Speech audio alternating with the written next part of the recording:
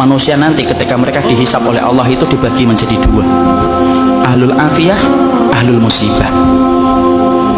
Ahlul afiyah itu siapa? Orang yang jarang diuji dengan sakit, orang yang jarang mendapatkan ujian dalam kehidupan, jarang mendapatkan kesempitan.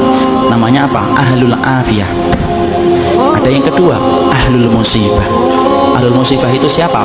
Orang yang hidupnya banyak sakitnya, banyak ujiannya, kesempitannya, kesulitannya. Itu namanya ahlul musibah. Ya. Ketika mereka dihisab oleh Allah Subhanahu wa taala, Allah kemudian menyampaikan bagi dua, ahlul afiyah dengan ahlul musibah. Kemudian Allah berfirman, "Uhsub."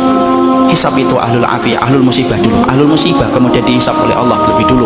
Para malaikat menghitung satu persatu perbuatannya dan menghitung bagaimana ujian yang dia rasakan dalam hidup ketika bersabar. Kemudian para malaikat setelah mendapati semuanya selesai, mereka lapor sama Allah, "Ya Allah, ahlul musibah tidak tersisa dari dosanya kecuali sedikit, dan mereka mendapatkan pahala yang besar karena mereka bersabar atas segala musibah yang Kau berikan dalam kehidupan di dunia." Antum tahu? Allah kemudian berfirman, "Utuhum salasan."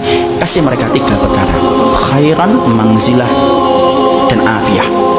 Khairan, beri mereka kebaikan. Kebaikan kalau di akhirat apa? Surga. Beri mereka yang kedua, manzilah. Manzilah itu apa? Tempat yang paling tinggi di surga. Tempat itu tidak bisa diperoleh dengan sholat, tempat itu tidak bisa diperoleh dengan sedekah, tempat itu tidak bisa diperoleh dengan haji dan umrah. Tempat itu hanya bisa diperoleh bagi orang yang mereka diuji oleh Allah dalam hidupnya dan dia bersabar. Dan yang ketiga, afiyah, kasih mereka kekuatan untuk menggantikan kekuatan yang aku ambil ketika aku menimpakan musibah kepada mereka.